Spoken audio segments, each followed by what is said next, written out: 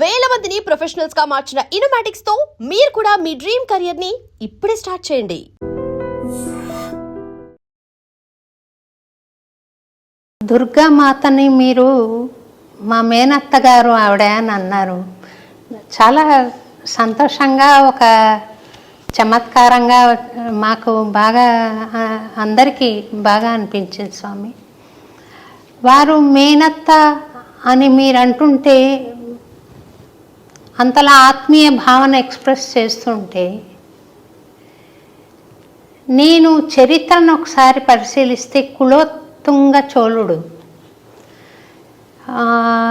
మన గోవిందరాజస్వామి విగ్రహాన్ని సముద్రం పాలు చేయడం కానీ, ఇలా పాల్కురికి సోమనాథుడు విష్ణు సహస్రనామాల్లో అధోక్షజ అన్న నామాన్ని వక్రంగా వ్యాఖ్యానించడం కానీ బాధ కలిగిస్తాయి. ఇది ఏమైనా మనం విష్ణుమూర్తిని స్మరించడం ఒక పార్టీలాగా అవుతుందా స్వామి? శివుడు కూడా సమానమేనా? లేకపోతే విష్ణువు ఎందుకు అలాగా తోసేశారు వాళ్ళు? ఈ శైవులు అలా చేయడం కానీ, అలాగే ఒక అపోహ ఉంది స్వామి. భగవద్ రామానుజుల వారు చాలా శైవ క్షేత్రాలను వైష్ణవ క్షేత్రాలుగా మార్చారు అన్న అపోహ ఉంది. ఈ ఇంటర్వ్యూ ద్వారా, మీ ద్వారా వాటిని ఆ అపోహ తొలగించాలి అనే ప్రయత్నంలో ఈ ప్రశ్నను అడుగుతున్నాను స్వామి. నేను రామానుజుల వారు వైష్ణవాలయాలుగా శైవాలయాల్ని మార్చడము అనేటటువంటిది చరిత్రకి దూరమైనటువంటి అంశం. ఎప్పుడు ఎక్కడ దేన్ని అలాగ మార్చినటువంటి సన్నివేశాలు మన చరిత్రలో లేవు. ఇప్పుడు ఇంకా అందులోకి మార్చుకున్న ఉన్నాయి. ఇప్పుడు కులోత్తుంగ చోళుడి యొక్క సన్నివేశమే చూసినట్టయితే అది ఒక అద్భుతమైనటువంటి వైష్ణవ క్షేత్రం. దాన్ని అతను కేవలం శివాలయం కింద దాన్ని కన్వర్ట్ చేయడం జరిగింది. అయితే ఆ చేయడం అనేటటువంటిది వైష్ణవ సంప్రదాయం మీదో శైవ సంప్రదాయం మీదో అవగాహన ఉండి కానీ, దాని మీద భక్తి ఉండి కానీ చేసినటువంటి వ్యక్తి కాడతను. కేవలం రాజకీయ లబ్ధి కోసం చేసినటువంటి పని అది. అతను కేవలం తనకి రాజకీయంగా ఆనాడే కలగాల్సిన ఒక గుర్తింపుని తెచ్చుకోవడం కోసం చేసినటువంటి పని అది. అనవసరంగా వీళ్ళ మధ్య తను చిచ్చు రేకెత్తించి దాని ఫలితం పొందాలి అని అనుకున్నాడు ఆయన. దానికోసం ఆయన వాడుకున్నాడు చిదంబర క్షేత్రాన్ని. నిజానికి చిదంబర క్షేత్రం అతి ఉత్తమమైనటువంటి వైష్ణవ క్షేత్రం. దానికి చరిత్ర చెప్తోంది. దాన్ని పార్వతికి శివుడికి ఒకనాడు సహజంగా అప్పుడప్పుడు ఏదో చిన్న చిన్న మాట వస్తుంటాయి కనుక ఇద్దరు కూడా మంచి నాట్యంలో అద్భుతమైనటువంటి ప్రవేశం కలిగిన వారు కనుక ఇందులో ఎవరు ఎక్కువ అద్భుతంగా చేయగలరు, నువ్వా నేనా అనే పోటీ ఏర్పడ్డప్పుడు మన నిర్ణయం చేసే వ్యక్తులు ఎవరో కావాలి కదా. అంచేత విష్ణువు నిర్ణయం చేస్తాడు. ఎందుకంటే ఆయన నాట్య శాస్త్రానికి ఆది గురువు విష్ణువు. మధుకైటబులతోటి చేసిన యుద్ధంలో కానీ, కాళీయుడి మీద చేసినటువంటి నృత్యంలో కానీ ఆయన నాట్య పండితుడైన ఆరంభకుడు ఆయన నాట్య శాస్త్రానికి. అందుచేత ఆయన్ని మనం జడ్జిగా పెట్టుకుందాము అని అనుకున్నారు. సరే వెళ్ళారు. అందరూ వెళ్ళి విష్ణు దగ్గర ప్రార్థన చేశారు. చేస్తే తప్పకుండా నేను వస్తా. అయితే దానికి ఇలాంటి సన్నివేశంతో ఒక స్థానాన్ని, ఒక మండపాన్ని, సభా మండపాన్ని, దాని చిదంబరానికి సభా మండపం అని పేరు. దానికి ఒక సభా మండపాన్ని ఏర్పాటు చేయండి. ఒక కనక సభ అంటారు దాన్ని. ఒక బంగారుమయమైనటువంటి సభా మండపాన్ని ఏర్పాటు చేయమని చెప్పాడు ఆయన. ఏర్పాటు చేశారు.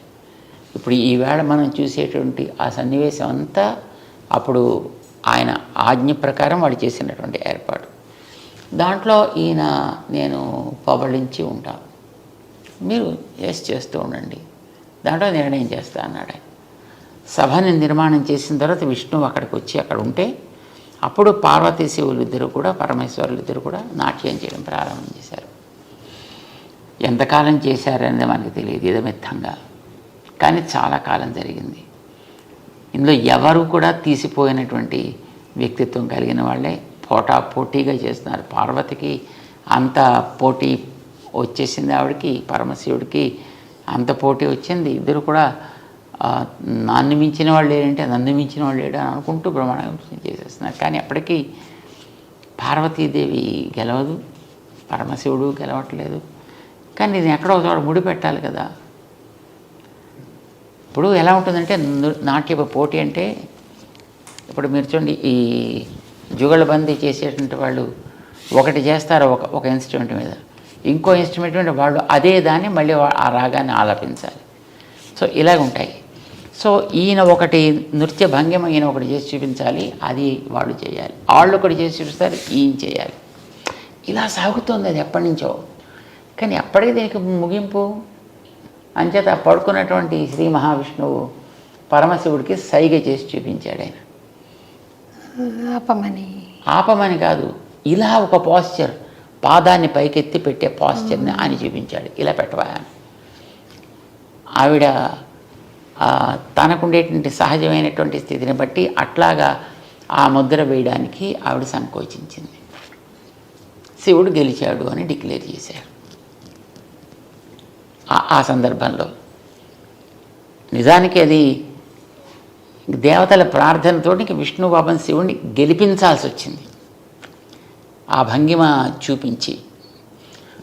సరే, ఆ తర్వాత కృతజ్ఞతతోటి పార్వతీ పరమేశ్వరులు ఇద్దరు కూడా అక్కడే ఉండిపోయారు. శ్రీ మహావిష్ణువుని ఆయన పాదాల దగ్గర సేవించుకుంటూ. ఇది ఆ క్షేత్రపు చరిత్ర. చిదంబరం ఇందాక మీరు చెప్పాను చూడండి, ఆ కులోత్తుంగ చోళుడు ఉన్నాడే, అసలు అతను చోళ వంశానికి చెందినవాడు కాడు. అతను ఎక్కడి నుంచి వచ్చినవాడు? అతను రాజరాజ నరేంద్రుడి యొక్క పరివారంలో ఉండేటువంటి ఒక వ్యక్తి. అతను దక్షిణానికి వచ్చి అక్కడ ఉండేటటువంటి చోళ వంశపు ఆవాల్టి రాజుని అది హతమార్చి దాన్ని తన కైవసం చేసుకున్నాడు. ఆయన చోళుడే కాదు అసలు, కానీ దాంట్లో చాలా గొప్పవాడు అనేటటువంటి పేరు, టైటిల్ అతనికి వచ్చేట్టుగా ఇక్కడ ఉండేటువంటి అర్చకులకి ప్రేరణ కలిగించి వాళ్ళకి ఏం చెప్పాడు ఆయన అక్కడ చేసే ఆరాధకులకి, మనం ఆరాధన చేసేటటువంటి శివుడు విష్ణువు పాదాల దగ్గర ఉండడం ఏమిటి, అంచేత అలా ఉండడానికి వీల్లేదు, దాన్ని తీయాలి. ఇప్పుడు జనాలకి ఏముంటుంటుంది, ఏదో ఒక రకంగా నడిపిస్తే, ఏ రకంగా నడిపిస్తే ఆ రకంగా వాళ్ళు నడుస్తారు.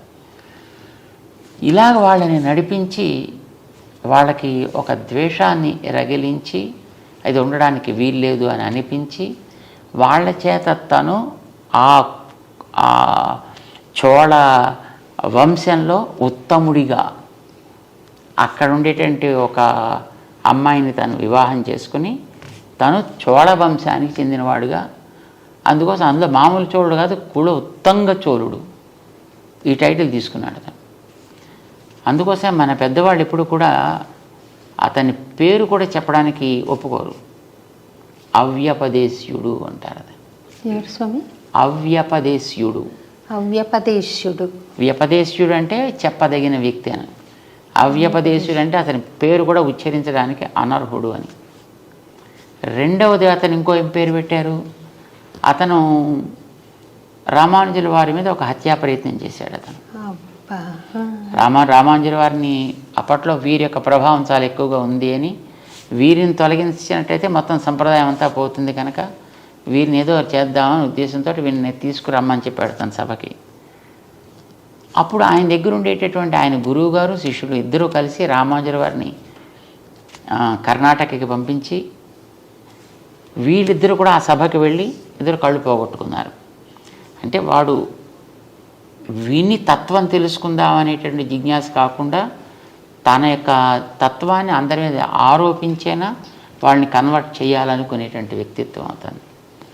సో వీరికి చెప్పిన దాన్ని వాడు ఒప్పుకోక చివరికి వీరు కళ్ళు తీయడం జరిగింది.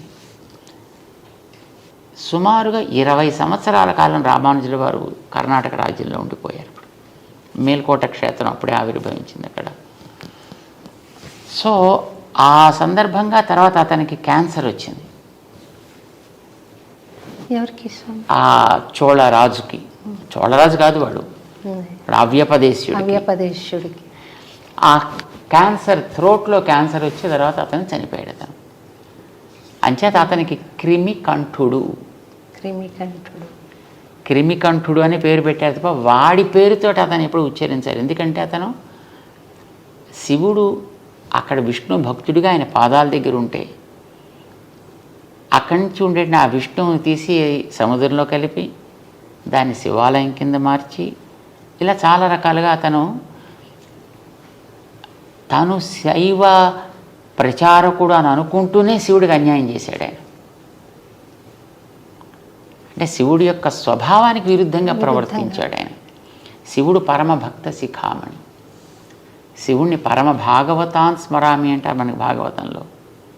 వైష్ణవానాం యథా శంభు అని శివుడు పరమ వైష్ణవుడని అందరూ ఆదరిస్తారు. విష్ణు పాదోద్భవి అయినటువంటి గంగని తన శిరస్సును ధరించి తను తరించాను అనుకున్న అతని పేరు అంతకుముందు రుద్రుడు. అతనికి ఈ గంగని తన శిరస్సును ధరించడం ద్వారా శివ సంజాత మంగళకరుడయ్యాడు ఆయన. అంటే విష్ణువు మీద ఆయనకు ఉండేటువంటి విశ్వాసం అంతటిది, గౌరవం అంతటిది. మీరు ఎక్కడైనా విష్ణు వైభవం ఎక్కడైనా చూడండి పురాణాల్లో, శివుడు చెప్పింది అంతా. శివుడు పార్వతికి చేసినటువంటి ఉపదేశమే మనకు కనిపిస్తుంది. ఆ రకంగా శివుడు ఎప్పుడు కూడా విష్ణు ద్వేషి కాదు, విష్ణువు శివద్వేషి అంతకంటే కాదు. వైష్ణవులు ఎప్పుడు కూడా శివుణ్ణి ద్వేషించరు. కానీ మరి వాళ్ళలో ఎందుకు ఆ రకమైనటువంటి భావం కలిగింది అనేటటువంటిది అది వాళ్ళకే తెలియాలి. ఇది తర్వాత వీళ్ళు ఇలా రేకెత్తించారు. ఇప్పుడు ఈ వెగేనిస్ట్గా మాట్లాడేటటువంటి వాళ్ళందరికీ కూడా వాళ్ళు ఆ మాటలతోటి వాళ్ళు మిగతా ద్వేషాన్ని వాళ్ళలో పెంచుతారు తప్ప నిజానికి వైష్ణవులకి ఎప్పుడు కూడా శివుడి మీద ద్వేషం ఉండదు. శివుణ్ణి పరం భాగవతుడిగా ఎప్పుడూ ఆదరిస్తారు. మన దక్షిణ దేశానికి వెళ్ళి చూస్తే ఎన్నో ఆలయాల్లో శివుడు క్షేత్రాధిపతిగా ఉంటాడు. అక్కడ మీరు దక్షిణ దేశంలో ఉండే పెద్ద పెద్ద వైష్ణవ క్షేత్రాలకు ఎక్కడికైనా మనం వెళ్ళి చూడొచ్చు. అక్కడ శివుడు క్షేత్రాధిపతి, స్థాన నిర్వాహకుడు అలా ఉంటాడనమాట అక్కడ. అండ్ చాలా చోట్ల ఉండేటటువంటి ఈ అమ్మవారి ఆలయాలు ఉంటాయి. అలాంటి వాటికి రామానుజులు అన్ని చోట్ల ఆరాధనలు ఏర్పాటు చేశారు, మర్యాదలు ఏర్పాటు చేశారు. ఇప్పుడు శ్రీరంగం చాలా పెద్ద క్షేత్రం. శ్రీరంగం పక్కన సమయపురం అని ఉంది అక్కడ అమ్మవారి క్షేత్రం. శ్రీరంగ క్షేత్రంలో బ్రహ్మోత్సవాలు ఆరంభం కావడానికి పూర్వం సమయపురంలో బ్రహ్మోత్సవాలు చేసి ఆ బ్రహ్మోత్సవాల్లో శ్రీరంగ క్షేత్ర పెరుమాళ్ దిగించే మర్యాదలు పంపించి అమ్మవారికి అక్కడ ఉత్సవాలు పూర్తయిన తర్వాత ఇప్పుడు రంగనాథుడు తన బ్రహ్మోత్సవాలు ప్రారంభం చేసుకుంటాడు. ఇది రామానుజుల వారు చేసిన వ్యవస్థ. ఇలా ఒకటి కాదు, మనకి ఎన్నో చోట్ల క్షేత్రాల్లో చూస్తే కాంచీపురం దగ్గర ఉండేటువంటి దివ్యక్షేత్రాల్లో చాలా చోట్ల అవన్నీ కూడా అక్కడ సుమారుగా 17 దివ్యదేశాలు ఉన్నాయి కాంచీపురం చుట్టూ. ఆ దివ్యదేశాల్లో అన్నిట్లో కూడా పరమశివుడికి జరపవలసినటువంటి ఉత్సవాలని జరిపి స్వామి ఆయా క్షేత్రాలను ఏర్పాటు చేశాడు. అక్కడ మీనాక్షి అమ్మవారి యొక్క ఆలయం మధురైలో ఉండేటటువంటి దానికి కూడా మలయధ్వజుడి యొక్క కుమార్తె ఆవిడ. సో అక్కడ కూడా జరిగే ఉత్సవాలు పక్కన ఉండి తిరుమాలింజోలయ్య అని అక్కడ ఒక క్షేత్రం ఉంది. అక్కడ ఉండేటువంటి పెరుమాళ్ళు విష్ణుమూర్తి ఆయన తనకి చెల్లెలిగా ఆవిడని భావించి ఆవిడికి ముందర ఉత్సవాలు జరిపించి ఆ తర్వాత తన ఉత్సవాలు చేసుకుంటాడు. అంచేత ఎక్కడైనా సరే అమ్మవారిని, పార్వతిని లేదా పార్వతి అంశగా ఉండేటటువంటి ఇప్పుడు చండి, దుర్గా ఇలాంటి వాటన్నిటినీ కూడా తన సోదరిగానే భగవంతుడు ఎప్పుడు భావిస్తాడు. రామానుజుల వారు కూడా ఆ మర్యాదను నిలబెడుతూ ఆయా క్షేత్రాలకి ముందర మర్యాద జరిపి అవి అయిన తర్వాత తమ పెరుమాళి ఉత్సవాలు జరిపిస్తుంటారు అన్ని చోట్ల. ఎందుకనంటే శ్రీమద్ భాగవతంలో దశమ స్కంధంలో శ్రీకృష్ణుడు జైల్లో పుట్టాడు మధురైలో. తను తల్లిదండ్రులకి ఇద్దరికి కనిపించి, నేను మీకు పిల్లవాడుగా పుట్టాను, ఎందుకంటే వాళ్ళు పిల్లవాడుగా నువ్వు మాకు పుట్టాలని తపస్సు చేసుకున్నటువంటి వాళ్ళు గతంలో. సో నేను మీకు పుట్టాను కదా ఆయన 4 చేతులతోటి కనిపించాడు ఆయుధాలతోటి. ఓ పుట్టావయ్యా జాతోసి దేవదేవేశ శంఖ చక్ర గదాధర. ఇలాగ వాళ్ళంతా అంగీకరించిన తర్వాత అప్పుడు ఆయన, నేను ఇక్కడ ఉంటే మళ్ళీ మీకు ప్రమాదం చేత నన్ను తీసుకెళ్ళి భగవంతు చోట చేర్చండి, అక్కడ ఒక అమ్మాయి ఇప్పటికే పుట్టి ఉంటుంది, ఆ అమ్మాయిని మీరు తెచ్చుకోండి ఇక్కడికి అని ఆయన ఆదేశించాడు. ఆదేశించినప్పుడు వసుదేవుడు పిల్లవాడిని తీసుకుంటాడు. ఎలా వెళ్ళాలి అని క్వశ్చన్ చేయలేదు, ఇక్కడ భగవంతుడు చెప్పిన ఆదేశం మీద మళ్ళీ డౌట్స్ ఉండాల్సిన అవసరం లేదు అతనికి. చేత వెళ్ళేటప్పటికి తలుపులు తెరుచుకున్నాయి, అక్కడ ఉండేవాళ్ళతో మత్తులో పడున్నారు, భోరన వాన పడుతోంది, కానీ మీద చుక్క మీద పట్టలేదు. వెనకాతల ఆదిశేషుడు పణాలతో ఉన్నాడు. యమునా నది దాటాలి, మోకాటి లోటులోకి నేల వచ్చేసింది. ఈయన హాయిగా నడుచుకుంటూ వెళ్ళిపోయాడు. దాని మించి ఆ పిల్లవాడిని నందగోపుడికి హ్యాండ్ ఓవర్ చేశాడు. నందగోపుడి దగ్గర ఉండే ఆ అమ్మాయిని తను చేతిలో తీసుకున్నాడు. అప్పటికే ఆవిడ అక్కడ పుట్టి ఉంది. ఆ పిల్లని తీసుకొచ్చి జైల్లోకి మళ్ళీ చేరిన తర్వాత అప్పుడు ఆ పిల్ల కేరమని ఆవిడ ప్రారంభించింది. తలుపులన్నీ మూసేసుకున్నాక కంసుడు వచ్చాడు, తెలిసింది అతనికి. పిల్లని పైకి ఎగరేసి కింద కత్తి పెట్టి దాని మీద కట్ చేసే ప్రవృత్తి అతనిది. సో ఇలా చేద్దామని ఆ పిల్లని ఇలా పైకి ఎగరేశాడు. అది మొత్తం 16 చేతులతో ఉండేటువంటి ఒక శక్తి స్వరూపిణిగా వచ్చి, మూర్ఖుడా నిన్ను చంపేవాడు ఆల్రెడీ పెరుగుతున్నాడు రా అని ఆదేశించి అక్కడి నుంచి అంతర్ధానం అయిపోయింది. అప్పుడు భగవంతుడు ఆమెకి, నువ్వు ఇట్లాంటి ఉపకారం చేసావు కనుక నిన్ను ఫలానా పేర్లతోటి ఆరాధన చేస్తారు, దుర్గా, కాత్యాయని ఇలాంటి అనేక పేర్లతోటి నిన్ను ఆరాధన చేస్తారు అని చెప్పాడు.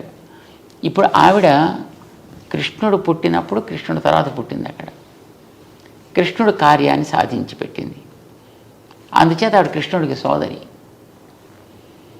కృష్ణుడు సాక్షాత్తు భగవానుడు చేత భగవానుడికి ఆవిడ సోదరి. భగవానుడికి సోదరి అంటే భగవంతుడు మనకి త్వమేవ మాతాచ పితా త్వమేవ, ఆయన మనకి తండ్రి కనుక ఆవిడ ఆయన చెల్లెలు కనుక మనకి మేనత్త అయింది ఆవిడ. బాగుంది స్వామి, చాలా బాగా చెప్పారు. And don't forget to subscribe to iDream.